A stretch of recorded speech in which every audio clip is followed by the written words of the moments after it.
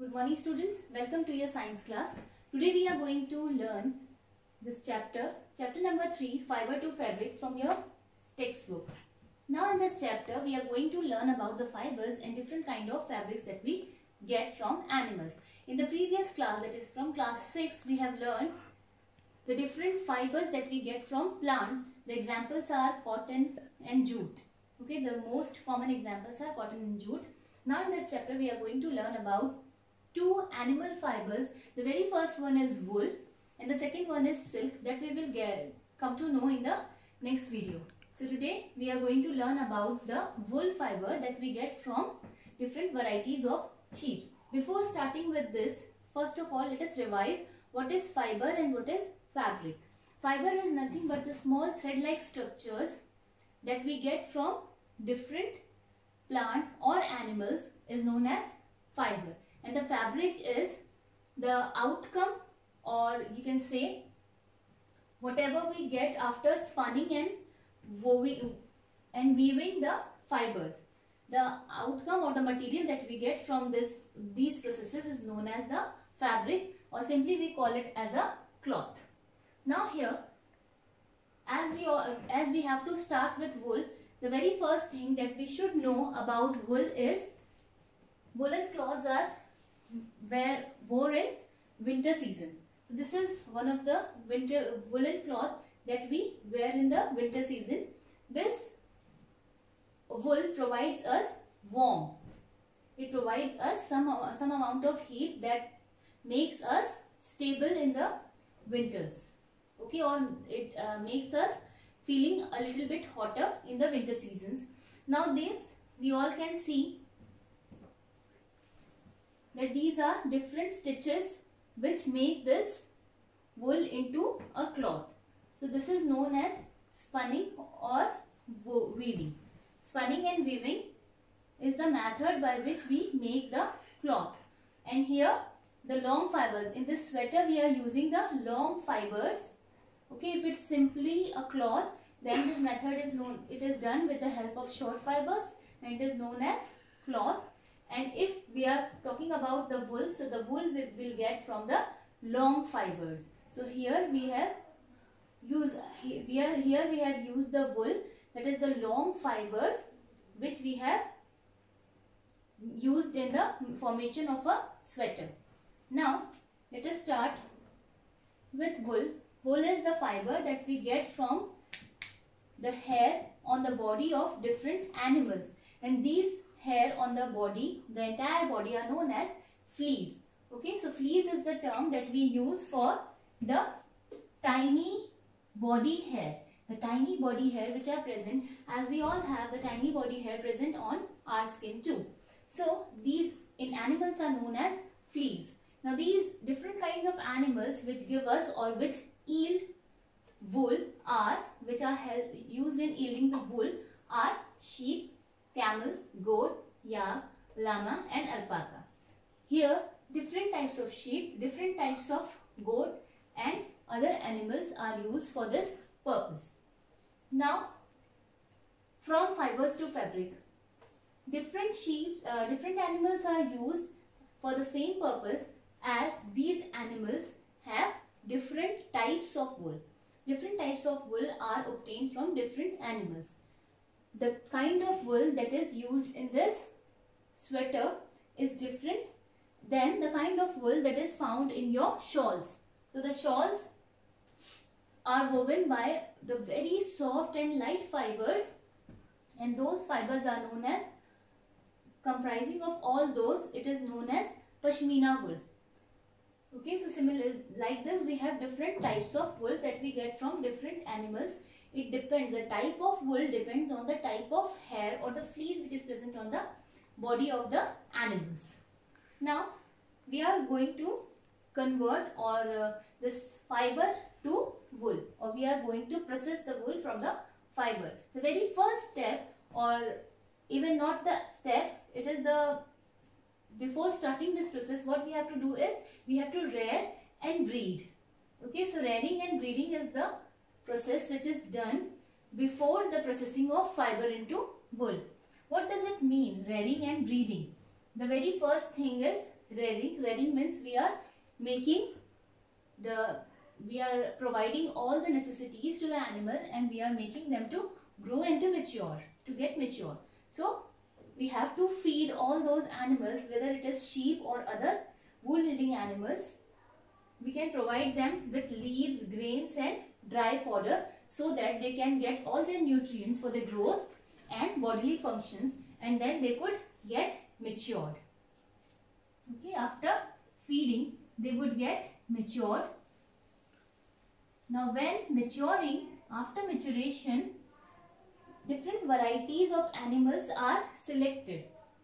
Those organisms or those animals which give us fine varieties of wool, they are selected, and that method is known as selectively bred. Those varieties are known as selectively bred, and those varieties that we select out of many of the animals are used for this purpose of getting wool from fibers. The other varieties could be used for some other purpose, like we can use them as food. Now let us start with the processing of fibers into wool. So this processing of fiber into wool is done with several steps, and these different steps, there are 6 steps which are carried out in a sequence. The very first step is known as shearing. The very first step is known as shearing. Now shearing is nothing but the removal of the fleece from the body of animals. In this method of, in this step of shearing, we are just removing with the help of a machine all the body hair or all the fleece which is there on the body of the animal, whether it is sheep or camel, goat, yak, llama, alpaca and any other animal.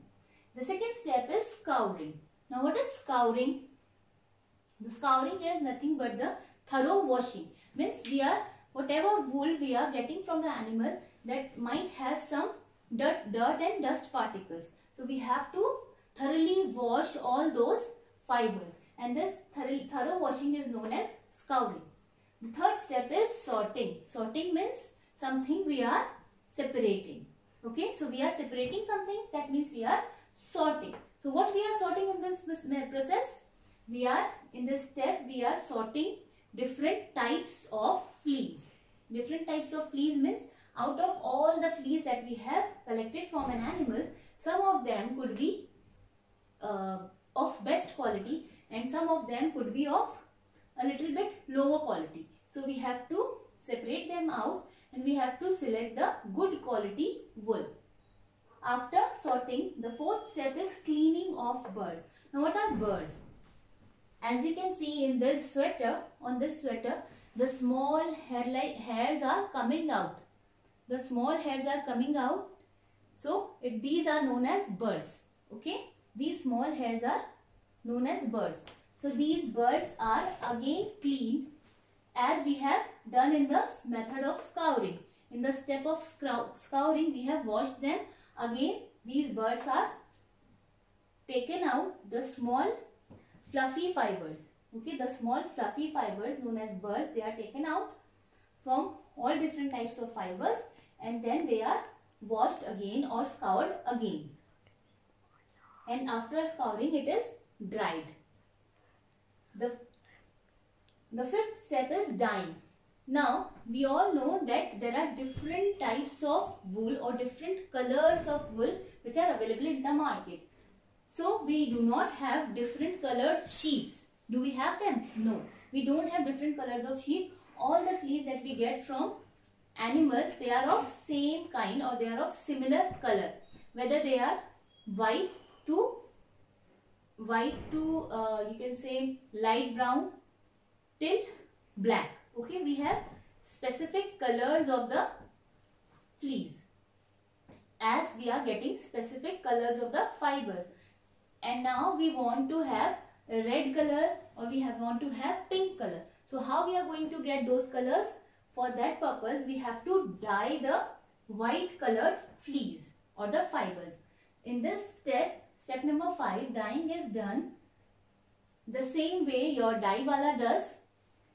He takes a container or the vessel in which he takes hot water and adds on some specific color colors of to dye the cloth. He can put your dupatta or any other piece of cloth and dye this, or put it into the same vessel unless the color reaches the cloth. So the same way the wool is dyed.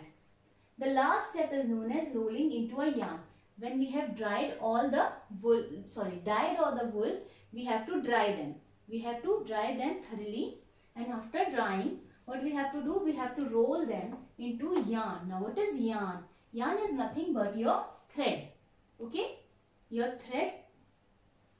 You must have seen your thread, that the thread has small fibers which makes up the thread. Suppose this is a thread, this is known as yarn. Now you can see, when you open a thread, you can see small thread-like structures which are coming out. Can you see this? Is it visible?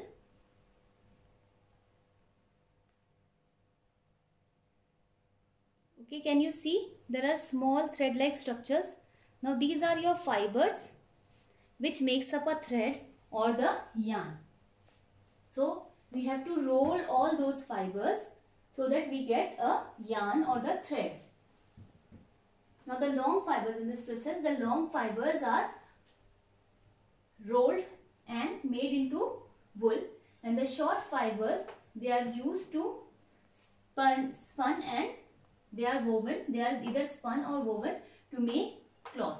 With this we have completed this wool, how the processing of wool is done and how we are getting wool from different animals, and we are converting those fleece into fibers and those fibers into wool and cloth.